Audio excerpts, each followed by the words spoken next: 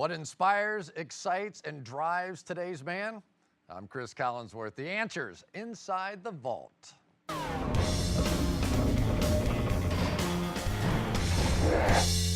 Today, the American spirit defined, from Baywatch to Barack Obama. I didn't come from a famous family. Any one of us can be president, could be Bill Gates. Actress and host Jill Wagner and comedian Alonzo Bodden join me and top experts from Vanity Fair, GQ, and Motor Trend to explore what makes America, America. Hollywood's cause celeb, Clooney, Pitt, and Penn.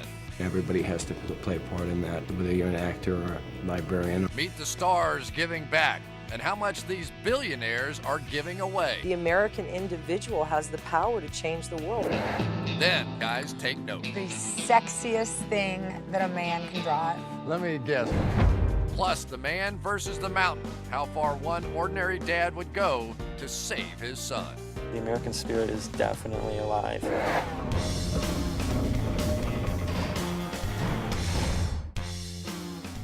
Hey, I'm Cris Collinsworth, and you are inside the vault. Say hello to Jill Wagner and Alonzo Bodden. And we're talking about the American spirit, how we define ourselves as Americans. So let's get right to it, Jill. I say American spirit. You tell me what that means to you. American spirit. Well, land of the free, home of the brave, right? Because I'm from a family of Marines. My dad raised me to be very strong and independent, and I feel like that's very American. And I always felt safe in this country. And also as a woman, I've felt like, you know, it's lucky that I'm sitting here with you two guys. I'm able to do that in America. Any one of us can be president, could be Bill Gates. There is nothing that keeps us from being anything, anywhere, as long as the playing field is even. Is the playing field even? My dad, he made it more personal. He was like, you can study, you can work hard, and move out of my house. That's the American spirit. You need to get a good enough job to move on. When you talk about the big thing, can anyone do anything in America? Yes, anyone can do anything in America. Are there limitations in reality? Unfortunately, yeah, we still have some limitations in this country, but the beauty of this country is you can overcome them. Well, that's how we see it, but what does the world see? Take a look. The American spirit is always there. Whether you love us or hate us, we are a melting pot. You know, you look at America and it's not one white world anymore. Even look at our president of the United States. I didn't come from a famous family, but I got a good education. Americans are definitely obsessed with pop culture. And now my mom calls me Gaga. Well, we kind of create pop culture. What goes on at the Jersey Shore? Dysfunctional family. That's one of our biggest exports. Technology, I think, has absolutely changed the American spirit. Twitter, that changed the face of the world. This is what's happening right now. We have a much more open culture. You can't get away with anything anymore. All of us have to really find more effective ways to support policies that we believe in and to challenge the ones that we don't, and everybody has to play a part in that, whether you're an actor or a librarian or a plumber. Anything that the celebrities are doing, I think in the end, they put their money where their mouth is. Whether it had started with the Brad Pitts in New Orleans and Sean Penn, all these people in Haiti, and we see it with Don Cheadle and Matt Damon and George Clooney in Africa, it starts to permeate our everyday thinking, and I think it does affect the everyday citizen. Americans have a certain obligation just being born in this country. I think part of being a citizen, it should be an obligation to pay it forward. And joining us now, Vanity Fair's Krista Smith and GQ Magazine's Michael Haney. I think that it's absolutely wonderful, the idea of paying it forward.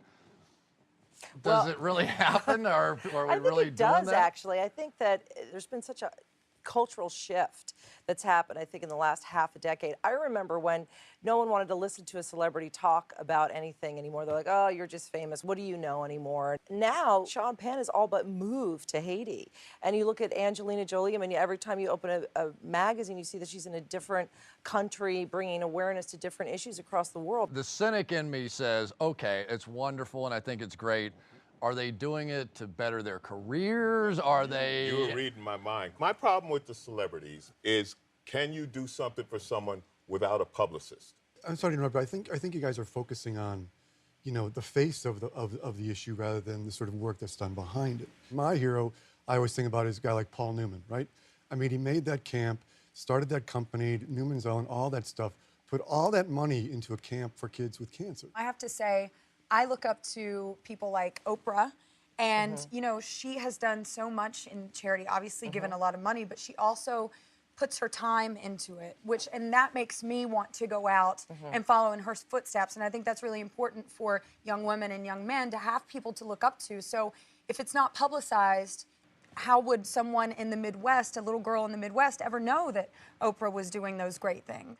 Let's talk a little bit about celebrities in general, okay? And within my world, okay, of sports, Tiger Woods, a hard fall from the very top, and yet he hasn't been able to quite dig his way out of this thing yet. Mike Vick goes to jail, and now is kind of at a much higher place. Mike Vick, although he wouldn't be on the cover of Vanity Fair, is a perfect example of what the American spirit is. This guy is involved in some heinous crimes. It could be argued are part cultural, you know, in the South with dog fighting. He pays the biggest price. He loses that enormous amount of money and somehow manages to be in the Pro Bowl. He's a big star. He's in the Pro Bowl. So and a huge star. why hasn't Tiger recovered to that same extent? Tiger hasn't come back because his game isn't there. It's that perfect. I mean, if his game had come back.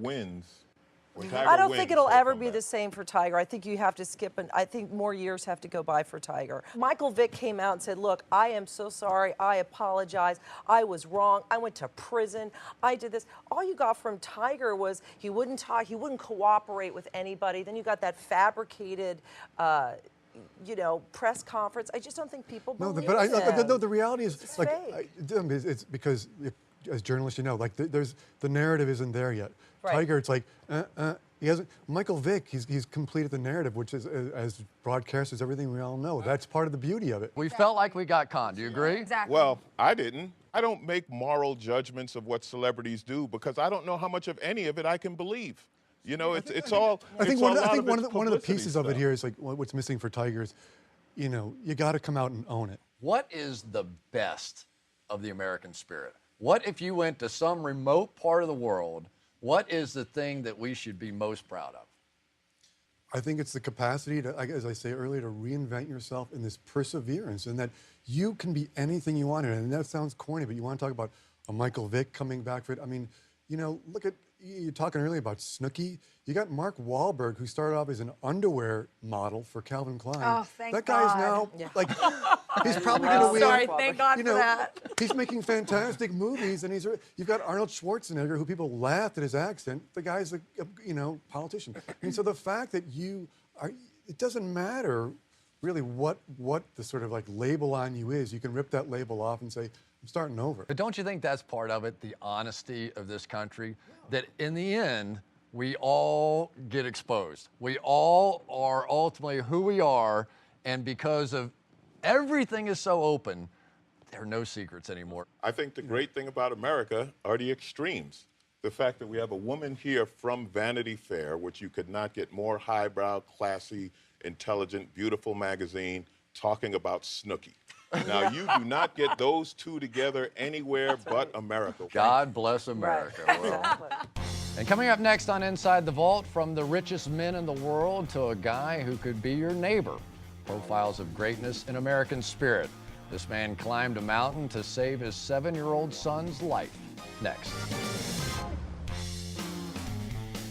Coming up on the next Inside the Vault, are men working out to look good or live longer? He doesn't have to have this perfect six-pack, but he has to be in shape. And can you really do yoga and still look manly? But you gotta lift your butt up. Plus, is this chubby guy in better shape than you? Inside the Vault's fat versus fit test. Oh, come on! The biggest loser versus the model. On the next Inside the Vault.